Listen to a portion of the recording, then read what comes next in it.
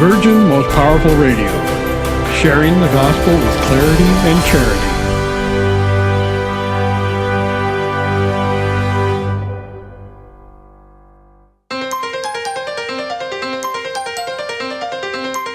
And now, Virgin Most Powerful Radio is pleased to present Hands-On Apologetics with renowned Catholic author and apologist, Gary Michuta.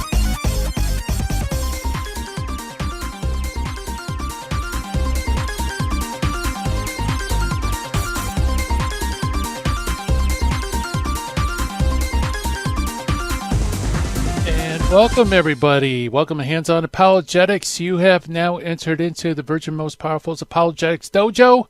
Gary Michuta, and glad to be with you today. It's always fun. This is the highlight of my day, to be able to sit down with you and chat about how to explain and defend the faith with charity, clarity, confidence. And got a great show in store for you today. Master apologist Karlo Broussard from Catholic Answers joins us. And we're going to talk about an issue that I think a lot of us, it's more of a frustration, I think, more than an issue. But why doesn't God make himself more known? You know, if God exists, non-believers would say, then why is this so difficult for us to learn about his existence? Why doesn't he reveal himself? If he wants to have a relationship with us, why isn't it easier to have a relationship? Well, Karlo Broussard has done a lot of thinking in this area. He's going to come in and help us be able to answer those questions and objections. And so it's going to be a lot of fun. It's always fun when Karlo comes into the dojo. He's an amazing apologist. Like I said, he always reminds me of like a high-end sports car, because on one level, his explanations are very simple, beautiful, elegant, very easy to understand. But if you ever ask him a question and you pop open the hood, it's like, man, there's a whole bunch of really intricate, high-end machinery going on underneath the hood. So it is an amazing apologist, and that's going to be a lot of fun. Very interesting topic indeed. And we also have our Finding the Fallacy, where we develop our critical thinking skills. Each episode we go through a informal fallacy of one sort or another, and just try to learn how to recognize when it's being used, and maybe even disarm it, you could say. And today's Finding the Fallacy is called the push question. So, you will encounter this, I guarantee you, during election seasons, but nevertheless, it is something that's used in many, many different areas of life. And we also try to expand our knowledge in the early church, because the early church fathers are part and parcel of defending and explaining the faith, because they are eyewitnesses to the earliest Christian faith, and they're distinctively Catholic. And so every episode we meet one of the early church fathers, and today it is Faustinus, who is probably not very well known, but nevertheless someone that we ought to know. And as always, you are part of the program. So especially when Karlo comes on the show, if you want, give us a call, 888-526-2151.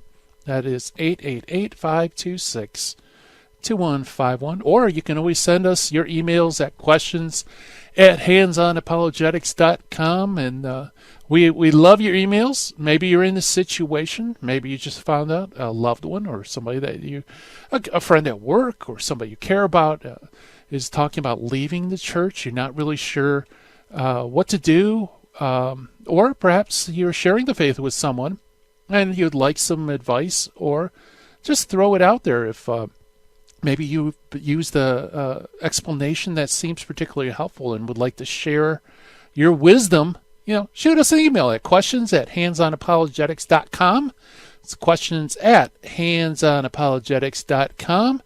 And every email comes into the dojo mailbox, and I do reply to them, although not all make it to the airwaves, but nevertheless, they are all appreciated, and I'm very glad to help in any way I can. Now it's time for our shout-outs. Hello, everybody watching live stream on social media, Facebook, YouTube. Hey, gang. Oh, man, check out the emojis. Love it. Yeah, it's great. I only wish I could see the Facebook feed, but I don't know if the Facebook feed actually has a live for him. It probably does. I'll have to figure out how to get all the feeds up here so I can see what's going on social media while the show is going on. And and Michelle, by the way, you're welcome. I love answering your emails. And I also want to welcome all you listening live on radio. Thank you for tuning in. It's, like I said, this is a show that's good, but it's also good for you. The more you listen to it, God willing, the more you know about Jesus and the more you love Jesus. And that is why I get up every morning. That is why I read, research. That's why I do the program. And, that makes my day. If I could just help one person know a little bit more about our Lord, love him a little bit more, then the day is complete, and it's time for Pop-Tarts and Coca-Cola. All right. So why don't we jump into our exercises? Finding the fallacy. Push questions. I don't even know if I need to explain what a push question is, because if you ever got one of those political ad robocalls, they will give you a whole bunch of push questions, or someone comes at your door, plugging a candidate or a proposal. You've encountered that, or even just salespeople, they will do push questions.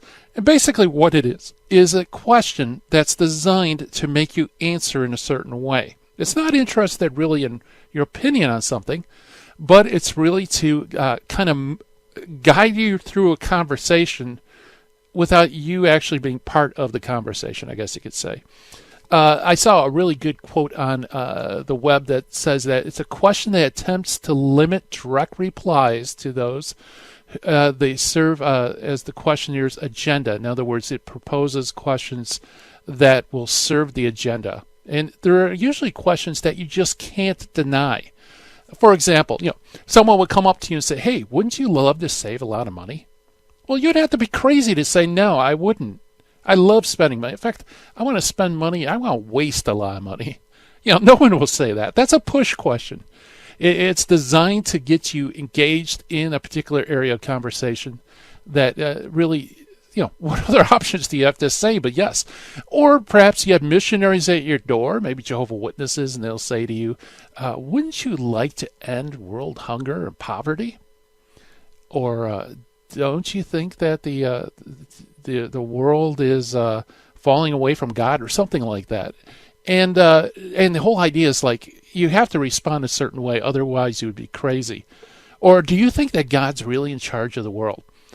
Your answer would be yes or no, depending on what they want you to do. So, whenever somebody asks me a push question, if I'm in a humorous mood, I probably shouldn't share this on the air, but sometimes I give them the wrong answer just to see what they do.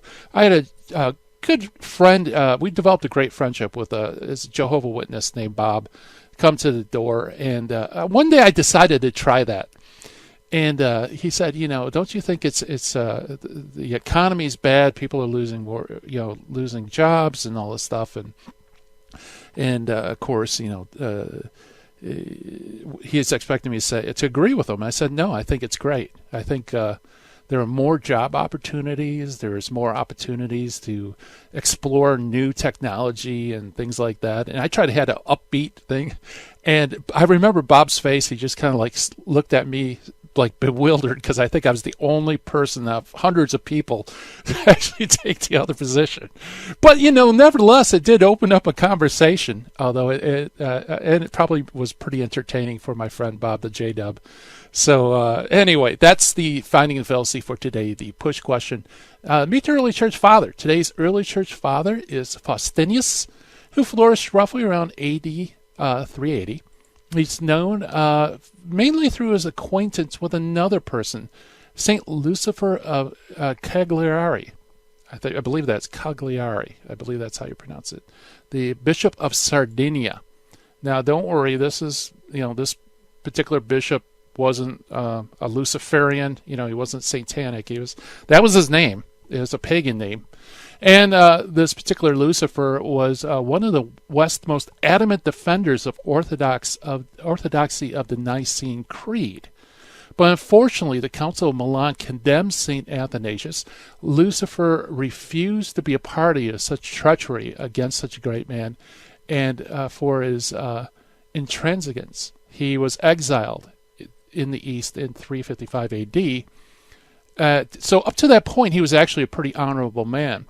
And when Arianism was finally carried to its logical and abominable conclusion, namely antinomianism, a term meant to express the view that the Father and His Son are unalike in all things, the Nicene Party saw absolutely necessary for closing ranks and basically fighting the Arians, insisting on the word homoousios, which means of the same substance.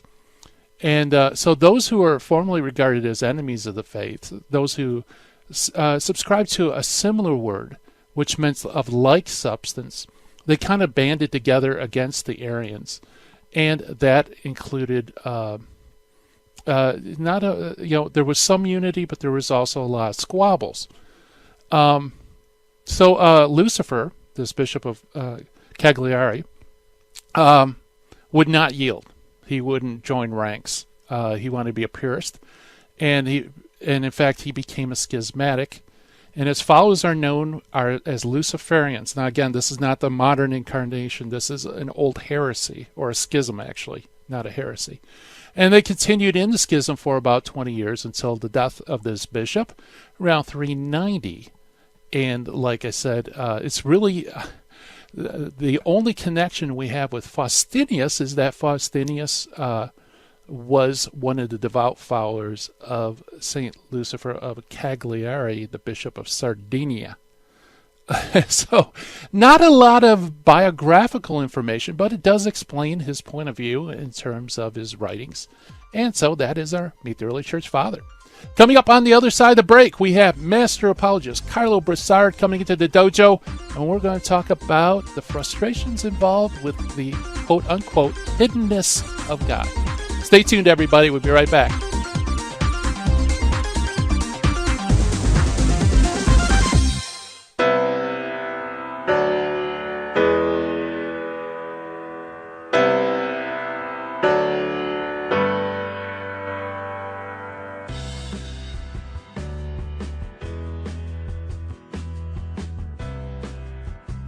This is Terry Barber inviting you, all the men, to a men's conference June 15th at the Sacred Heart Chapel. This is going to be a day where we're going to talk about true masculinity. You know, there's a problem in the Catholic Church today. We have very few men who love the Catholic faith. And I know a lot of the wives that I'm listening to right now saying, I want my husband to be on fire for the faith. Send him to the men's conference. Your son, send him to the men's conference by going to virginmostpowerfulradio.org or call 877-526-2151. That's June 15th. When your husband comes back from this conference, or your son, they're going to have a different view about their Catholic faith, because they're going to meet three men who love Jesus and His bride, the church, and are going to instill in them a love for Christ and His church, the Eucharist, Our Lady. Bring them to virginmostpowerfulradio.org. Sign up there or call 877-526-2151. Full sheen ahead. It is only because of your continued prayers and generous donations that Virgin Most Powerful Radio can broadcast live each weekday. We count on your spiritual and financial support because you understand the urgent need for Catholic programming that shares the gospel with clarity and charity, but without compromise. Please prayerfully consider becoming a monthly donor. You can set it up with the touch of a button on our website, catholicrc.org.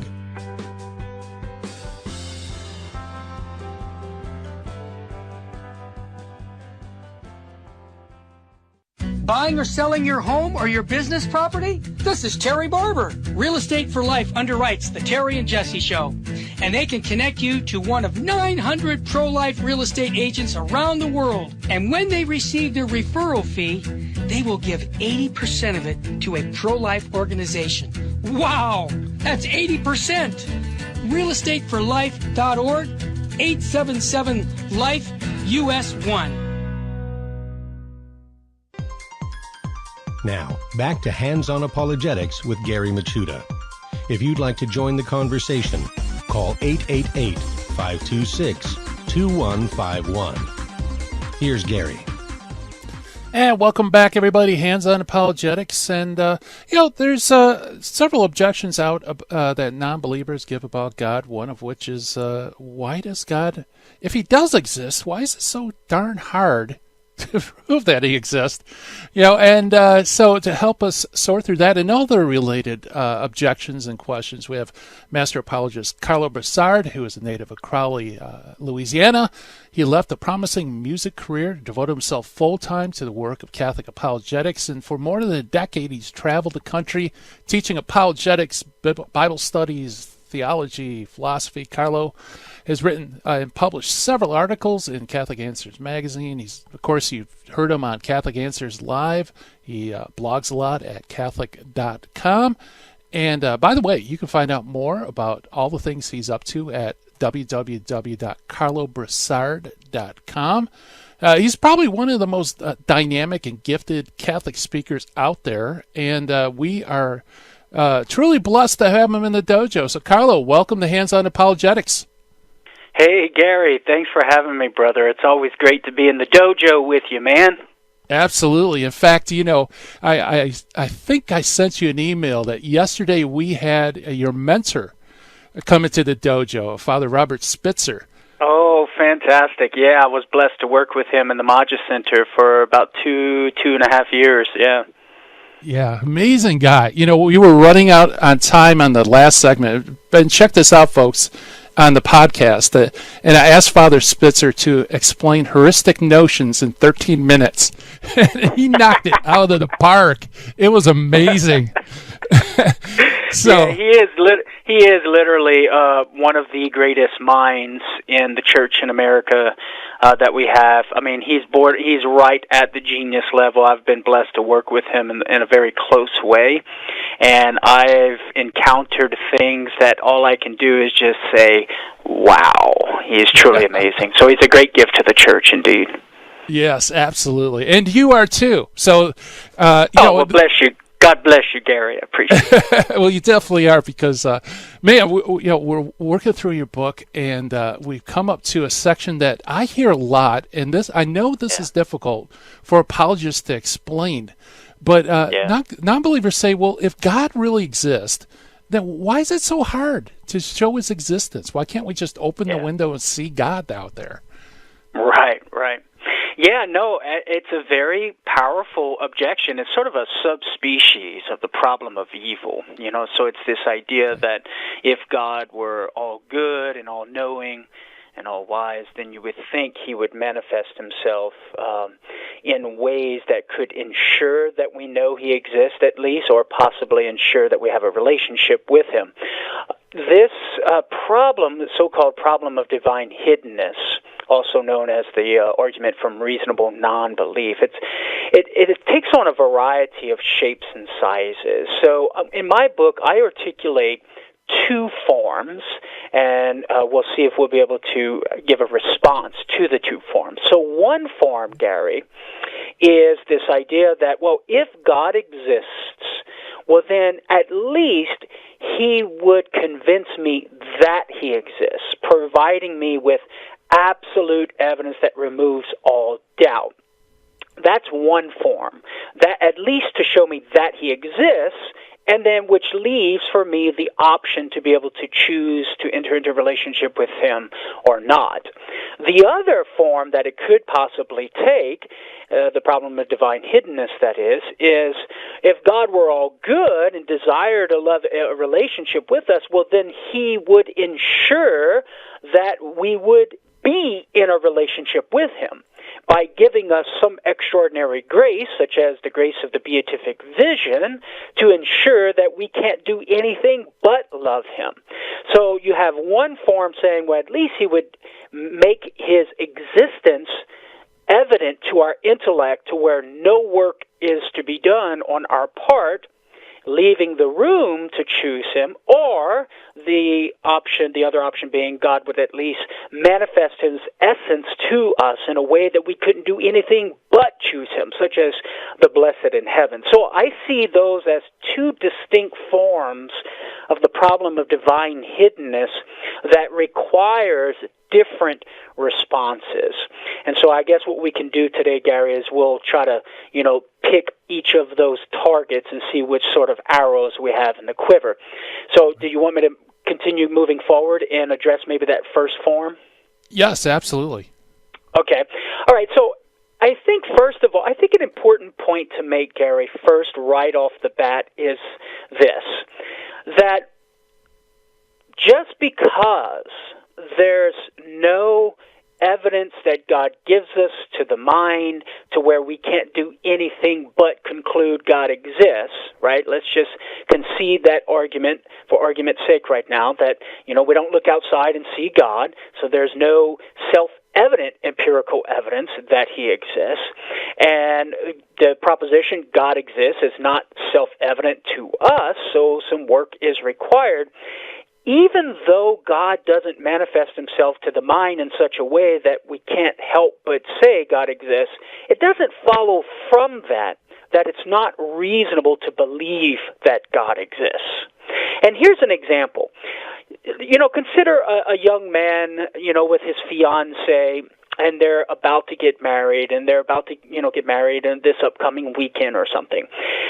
The young man has good reason to think that his fiancée loves him, based upon everything she's done for him in their courtship.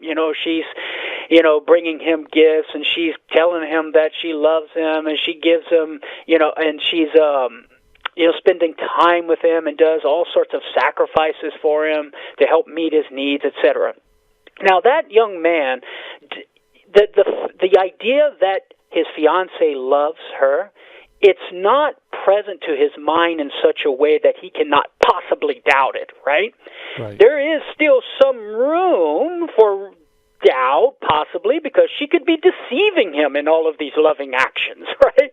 Right, sure. But even though he doesn't have that sort of absolute, indubitable evidence that she loves him, it's still reasonable for him to go on the altar this upcoming weekend and say, I do, and commit his life to her for the rest of his life, because there's good evidence to do so. So even though God, for argument's sake, doesn't manifest his existence to our minds in such a way that we can't do anything but acknowledge that he exists, it doesn't follow from that it's not reasonable to believe in him, because there are arguments that scholars put forward out there that can lead to probable knowledge, like, for example, the fine-tuning argument, right? The fine-tuned physical properties of the universe, such as the universal constants, that sort of leads reason to the conclusion that it's very unlikely our universe was so finely tuned for the development of life that there's not an intelligent creator behind it. So that's a reasonable conclusion, and so somebody could have reasonable evidence. So I think that's the first point to make. But here's another strategy that I employ in my book, Gary, and that is to say, it's befitting of God's goodness to allow man to rationally inquire about his existence. So I would argue that there's something good, there's a good that belongs to the nature of human beings to engage in rational inquiry in order to arrive at the conclusion that God exists. And because it belongs to our nature as rational beings to engage in rational inquiry, it's befitting of God's goodness to relate to us in such a way, in order to allow for us to do some work on our part to arrive at knowledge that he exists, rather than simply manifesting his existence to our minds in such a way that we can't do anything but acknowledge he exists. And so this is a distinct mode of knowledge that God bestows upon us inasmuch as he makes us human beings. We're not angels, right? As St. Thomas Aquinas articulates in the Summa Theologiae, for angels, which we can only know by divine revelation, have knowledge by way of infusion. There's no discursive reasoning going on where you got to sort of look around and then reason from step 1 to step 2, premise 1, premise 2, then the conclusion. The angel angels, as pure spiritual beings, have knowledge immediately, intuitively. It's infused with them. But that's not our mode of knowledge as human beings. As human beings, as body-soul composites, we have to use our sensory experiences, we have to look out into the world, observe things, and then engage in intellectual activity to abstract what things are, their essences or their forms, as we say in Aristotelian philosophy. And then we have to discursively reason. We have to reason from premise 1, all men are mortal. Premise 2, Socrates is a man, therefore conclusion, Socrates is mortal. That's the distinct mode of knowledge that we have as human beings. And so it's befitting of God's goodness that he would relate to us in accord with our distinct mode of knowledge and allow for us to engage in rational inquiry, discursive reasoning, in order to come to knowledge that he exists. And of course, with that, Gary, there comes the possibility to fall short of arriving at that knowledge, right? There's the possibility of getting it wrong. Now, of course, if somebody gets it wrong, we don't have to fret, right? You don't have to be worried, and start having a panic attack, because the church, in light of sacred scripture and sacred tradition and what Jesus taught us, there are some reasonable responses or reasonable things to say, sources of consolation for that person who may very well not arrive at the appropriate conclusion that God exists. And we can talk more about that, I'm sure. Yeah, very good. Because if you think about it, if the existence of God was just a brute fact, I think most of us would stop at that. Well, God exists. Yeah, that's it. But since it's required that we use our reason to inquire, and to demonstrate it, I think by doing that, a lot more, we learn more about God, and we also learn more about reason.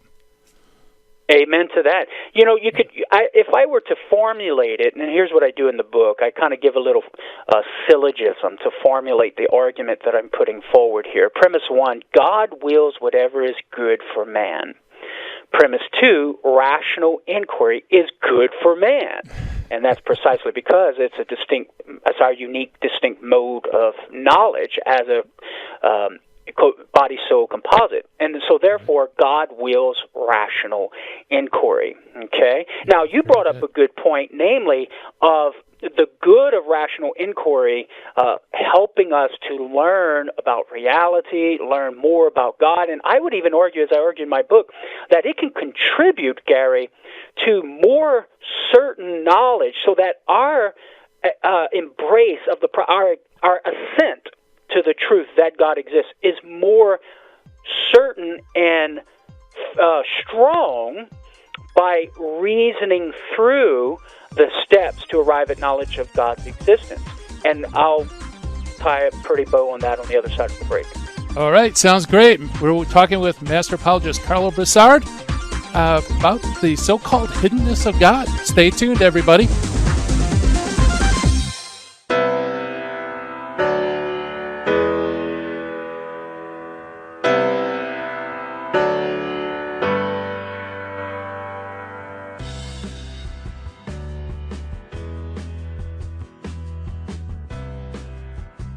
This is Terry Barber inviting you, all the men, to a men's conference June 15th at the Sacred Heart Chapel.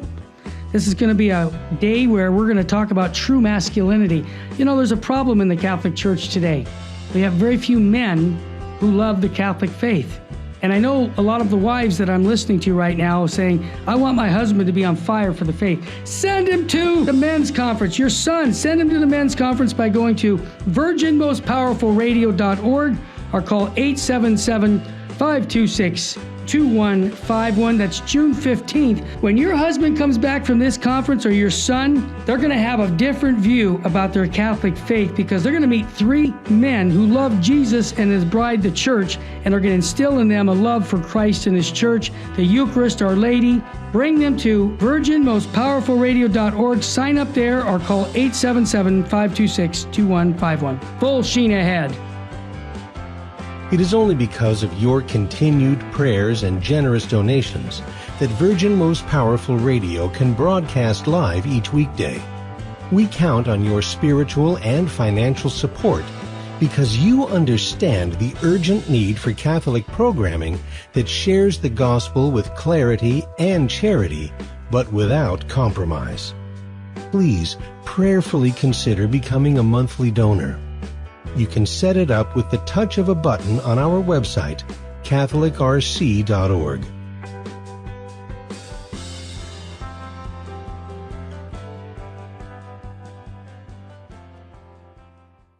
Buying or selling your home or your business property? This is Terry Barber. Real Estate for Life underwrites the Terry and Jesse Show.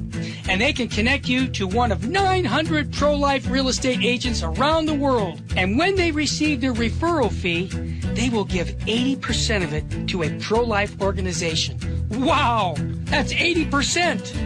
realestateforlife.org, 877-LIFE-US1. This is Jesse Romero.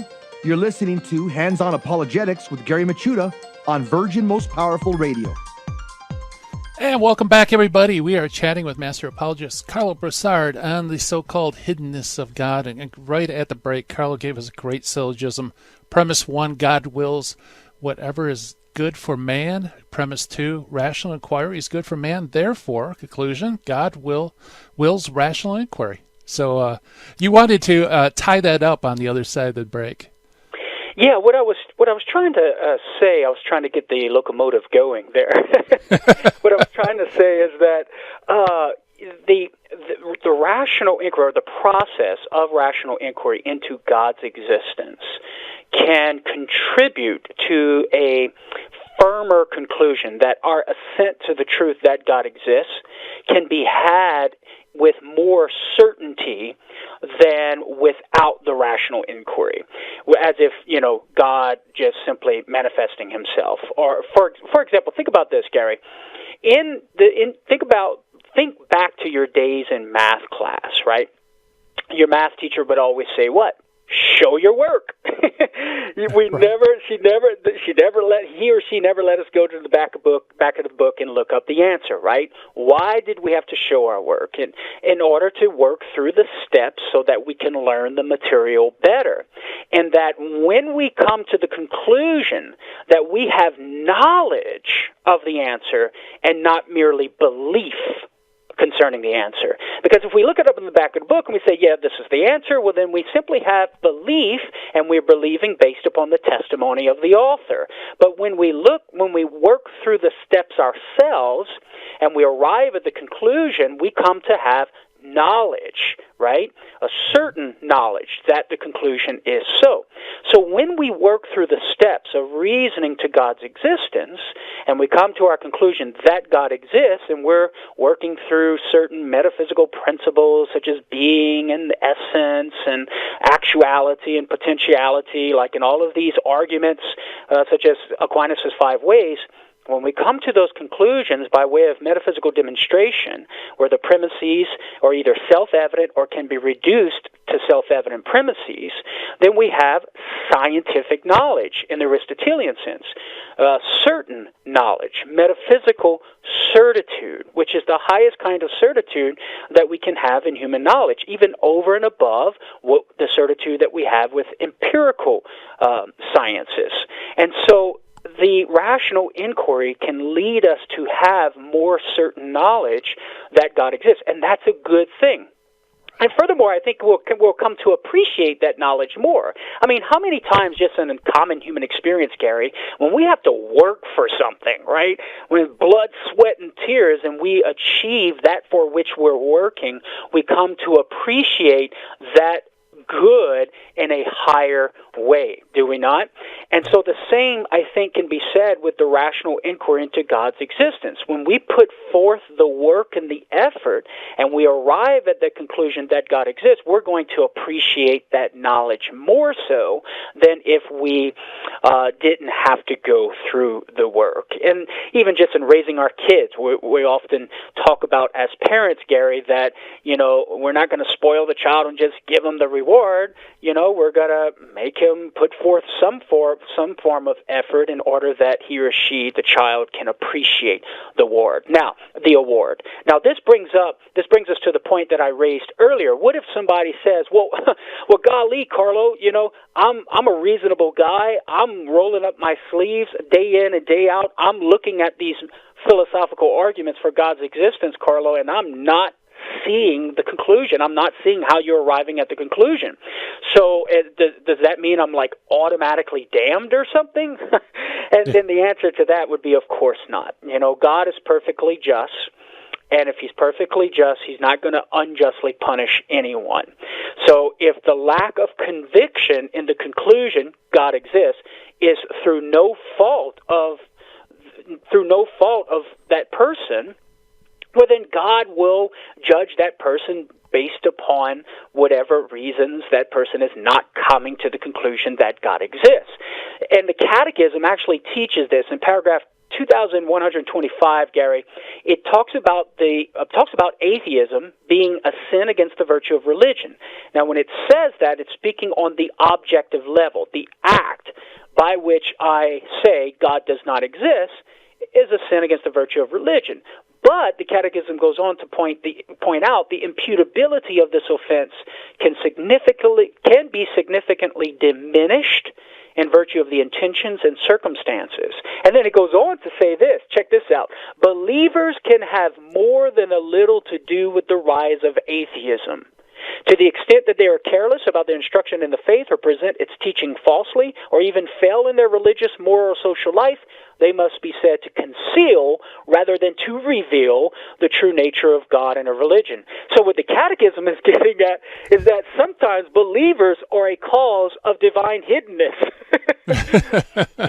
So an atheist doesn't have to fret, and saying, well, if I'm not coming to the conclusion, I'm a reasonable guy and I'm not seeing it, they don't have to somehow think that they're automatically damned. And this comes from the Second Vatican Council and the Dogmatic Constitution on the Church Lumen Gentium. The Council states that divine providence doesn't deny the helps necessary for salvation to those who, without blame on their part, have not yet arrived at an explicit knowledge of God, and with his grace strive to live a good life. So it's possible that someone, through no fault of their own, simply cannot be convinced that God exists, and God will judge that person based on that.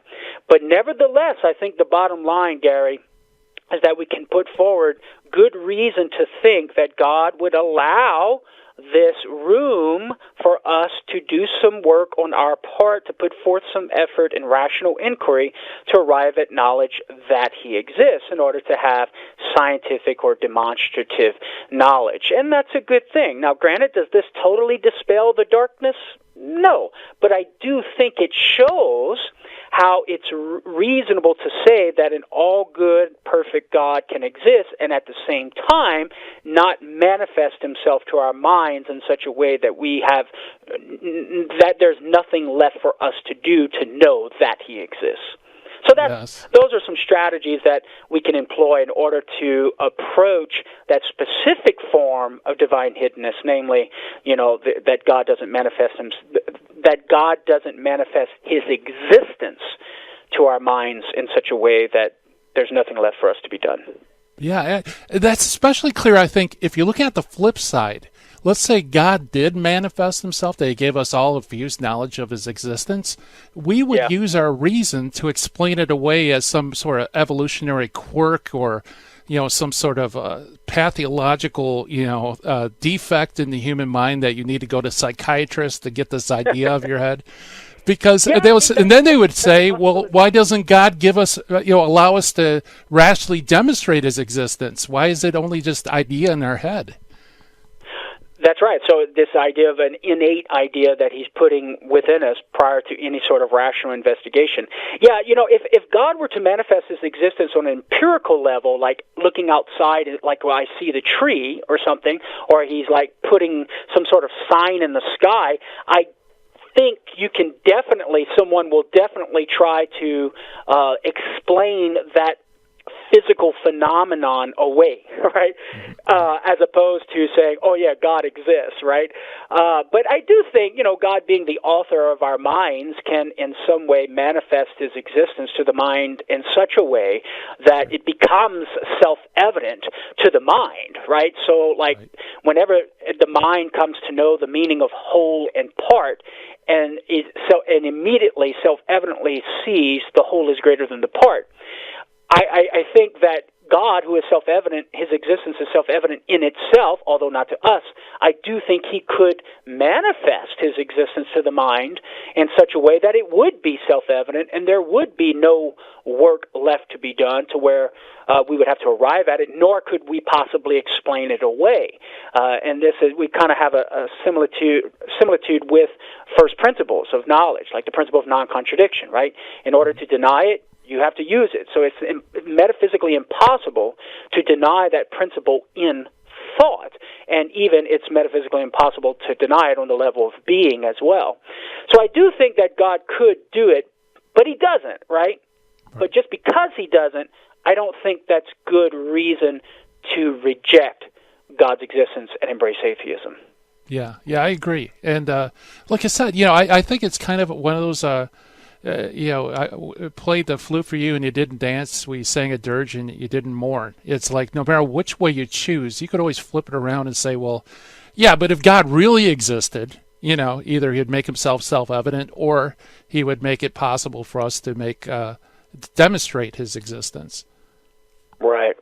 And then, of course, I don't know if you're ready to turn our arrows to the other target of, the question of why doesn't... So maybe God has good reason not to manifest his existence, so that's that particular form of the problem of divine hiddenness. But what about this question of why doesn't God manifests his divine essence to us in such a way, like the blessed in heaven, we can't do anything but choose him and be in a relationship with him.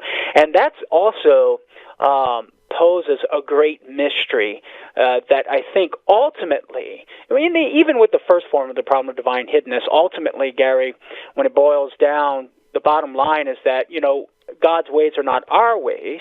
He is infinite, we are finite, so we cannot expect to arrive at a certain conclusion as this is the reason why God doesn't manifest his existence to our mind or doesn't manifest his essence to ensure a relationship with him, because he can have reasons that go beyond what we can possibly come to know.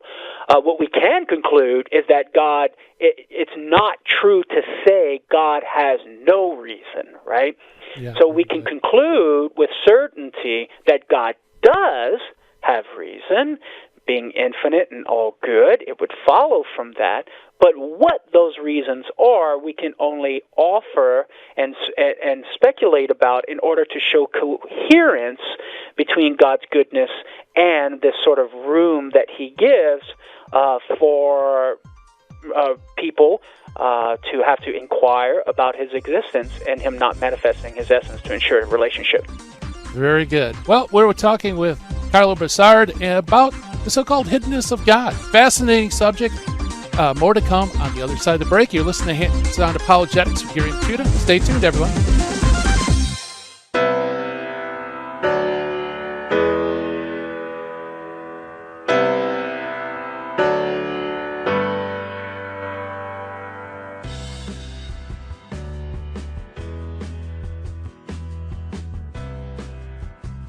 This is Terry Barber inviting you, all the men, to a men's conference June 15th at the Sacred Heart Chapel. This is going to be a day where we're going to talk about true masculinity. There's a problem in the Catholic Church today. We have very few men who love the Catholic faith. And I know a lot of the wives that I'm listening to right now saying, I want my husband to be on fire for the faith. Send him to the men's conference. Your son, send him to the men's conference by going to virginmostpowerfulradio.org or call 877-526 2151. That's June 15th. When your husband comes back from this conference, or your son, they're going to have a different view about their Catholic faith, because they're going to meet three men who love Jesus and his bride, the church, and are going to instill in them a love for Christ and his church, the Eucharist, Our Lady. Bring them to virginmostpowerfulradio.org. Sign up there or call 877-526-2151. Full sheen ahead. It is only because of your continued prayers and generous donations that Virgin Most Powerful Radio can broadcast live each weekday. We count on your spiritual and financial support because you understand the urgent need for Catholic programming that shares the gospel with clarity and charity, but without compromise. Please prayerfully consider becoming a monthly donor. You can set it up with the touch of a button on our website, catholicrc.org.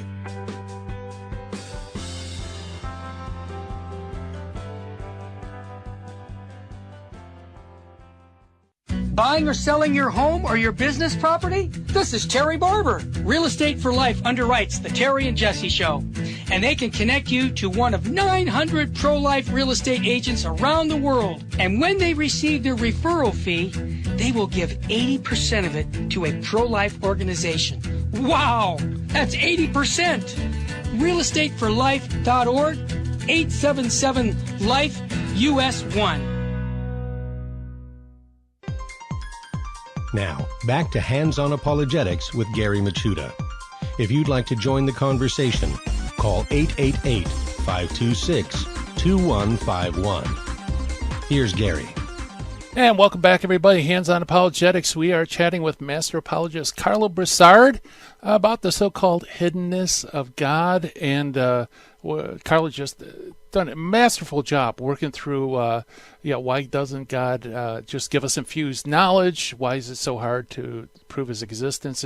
And on the other side break, we were just broaching another version, which is essentially, if God wants a relationship with me, why doesn't he stack the deck so that I can't help but have this relationship with him? Did I encapsulate that right, or? Yeah, no, I think you hit the nail on the head there, Gary, because essentially what that question amounts to is, why doesn't God just give us the beatific vision? Why doesn't he create us with the beatific vision? I mean, we could push it all the way back to Adam and Eve. Why didn't God create Adam and Eve with the beatific vision, right? Because the only way, Gary, according to my understanding of human nature and free will and what I've learned in studying St. Thomas Aquinas, the only way, in just the 2,000 years of tradition, of Catholic tradition and theology, I've come to the conclusion, based upon my research, that the only way that God can ensure that we choose him and not choose something else besides him and reject him, is that he gives us the vision of his divine essence.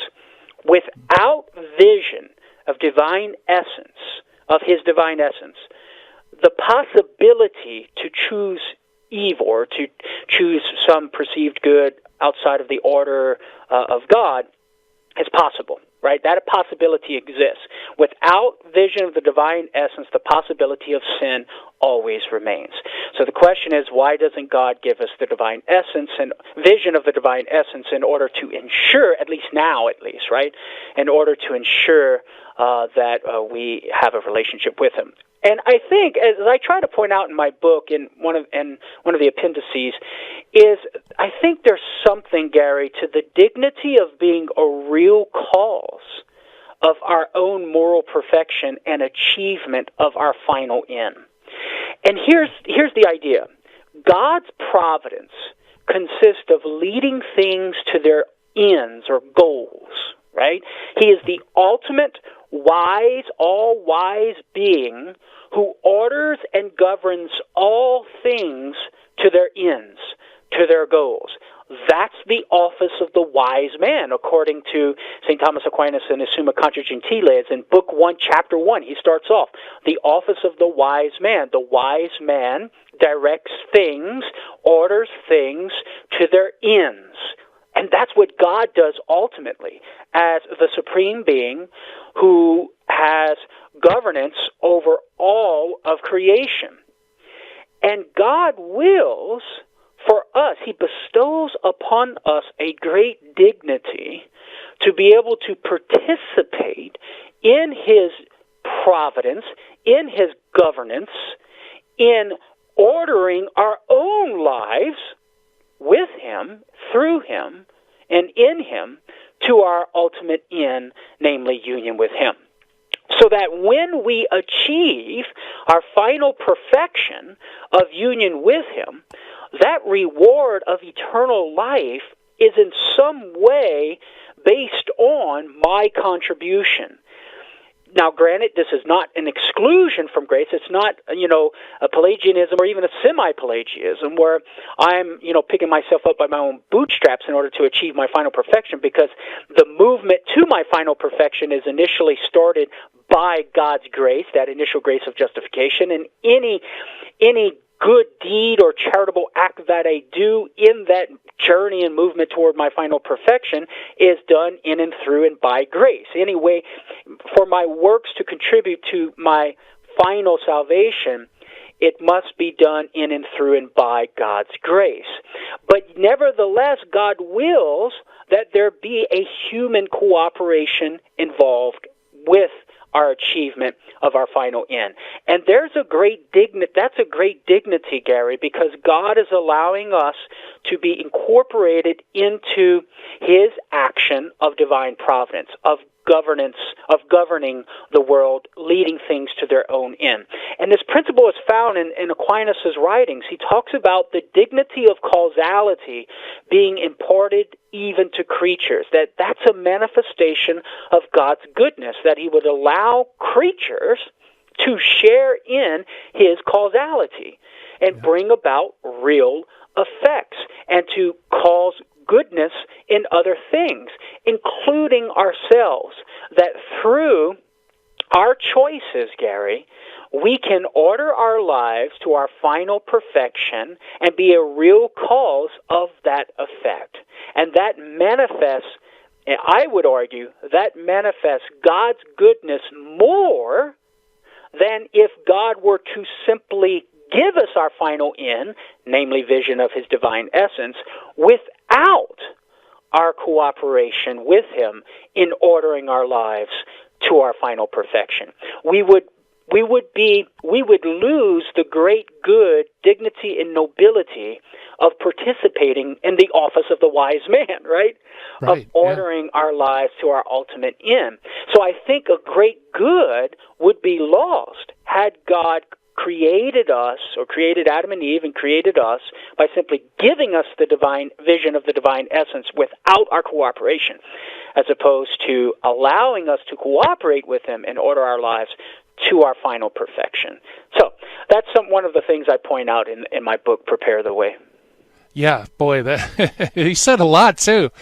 You're right, because that is part of a perfection that wouldn't be there had God decided that everything is going to be his causality and there's no cooperation. In fact, it kind of borders occasionalism. Yeah, I was just going to say that. Yeah, the philosophical worldview that God does everything and we are in no way real causes of real effects. But God wills, as a manifestation of his goodness, to be, obviously, he's the ultimate cause and nothing happens or is without God's ultimate divine causality. But nevertheless, creatures can be real causes to bring about real effects, and that's a great good. Yeah, and doesn't Aquinas say that there's two causes? There's the divine cause, and then there's the secondary cause in the thing itself. Sure, the fact that we can be real causes and bring about real effects, and even non-intelligent beings can be real causes to bring about real effects. Right.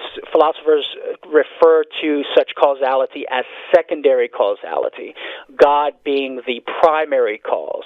And the reason why is because, think of it like this, Gary, I am being a real cause of the real effect of communicating ideas to your mind and ideas to your listeners. At least I hope I'm doing that successfully, right?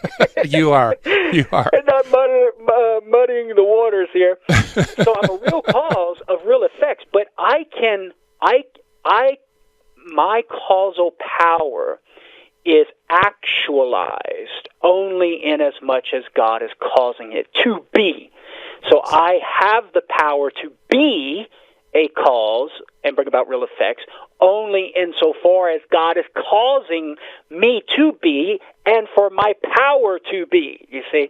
So there is this cooperation between God being the ultimate cause and the reason why I even have the power to be a cause and can even actualize that power and bring about real effects. Yeah, that's very good. In fact, it's kind of providential you bring it up, because next week we have Robert Riley come on and talk about the closing of the Muslim mind. And so we're going to be talking about occasionalism. So the flip side of this. Right, there you go. And one last point before we wrap it up here, Gary. I wanted to point out that, this idea of God allowing for mankind to make a commitment to him. Yes. I wouldn't say that belongs to the essence of a loving relationship, because otherwise we're going to have to deny the blessed in heaven as having a loving relationship with God. But I would say that it is a great good as this kind of loving relationship, to have that room to make the commitment. And this is something that we value in our own lives. We prefer freely chosen marriages to arranged marriages, right? Right, yeah. We value that choice to... Now, granted, that's not to say arranged marriages can be valid marriages, and people can have a loving relationship in those arranged marriages. But we prefer the ability to make the choice to commit, because it expresses just how valuable the other individual is to the one who's making the choice. And so we value that. But then the question is, well, what does man gain? I mean, obviously God doesn't gain anything from us making a commitment to him. So what's in it for us in that God would allow for us to make a choice to commit to him? Well, I think, first of all, it reveals how great God is compared to other things. Because we must commit to him as our highest good, that reveals to man that other goods, as good as they are nothing compared to the highest good, who is God. So we come to an awareness of God's greatness, but it also reveals knowledge of it also reveals our own value, Gary. Because if God is the highest good, and he calls me into a loving relationship with him, well, then that reveals just how valuable I am, you see, and that we have a great dignity in that we are called to be united to the highest and supreme good, namely God himself. And that is a source of gratitude. That's a source of happiness. And so I think there is a great good, in fact, in God allowing for us, creating us in such a condition without vision of the divine essence, and calling us to make a commitment to him, and then the reward being the vision of the divine essence, in which we cannot sin, in which we can only choose the good, and any finite good is ultimately ordered to the infinite good, namely God himself. And that's what we will experience in heaven, and that degree of happiness will be more intense due to our efforts that we put forth in ordering our lives to our final end. For the more effort we put forth in loving God and following him and directing our lives to him, the greater degree of happiness we will experience in the beatific vision. Very good. Well, Karlo, outstanding job. It's incredible. The hour has just flown. How can people get a hold of your work? Yeah, well, they can check me out at Catholic.com or my own website, KarloBroussard.com, and they can get my book, Prepare the Way, at shop.Catholic.com. Beautiful. Well, thank you so much for coming on the show. It's been terrific. You're welcome, Gary. Thank you, brother. All right. Karlo Broussard, everybody. Coming up tomorrow, great guest. We got Steve Ray, Father Robert Spitzer, Karlo Broussard. Tomorrow we're going to Dr. Douglas Beaumont's coming into the dojo. Great stuff. Coming up next, the fun continues with the Terry and Jesse Show. High intensity Catholic talk coming at you. It's time for me to shut down the Midwest Command Center, turn off the dojo lights. I hope everybody has a great day. And God willing, we'll talk tomorrow. In the 1990s, I lived and worked in Hollywood. But when my wife Betty's mom took ill, we relocated to Orange County. And it was during this time in our lives that I converted to Catholicism. Once my eyes were opened to the truth, I couldn't learn enough about the faith. But I had less free time than ever, especially with a long commute. That's when I discovered the real value of Catholic audio. Listening to cassette tapes transformed my daily commute into a miniature retreat. And that's the beauty of Virgin Most Powerful Radio today. Since the podcasts are archived, you can listen anytime on our smartphone app. I know how listening to Catholic audio can bring you closer to Christ and His Church. So I encourage you to visit the App Store or go to vmpr.org and download the app today. It just might change your life. I'm Matthew Arnold for Virgin Most Powerful Radio.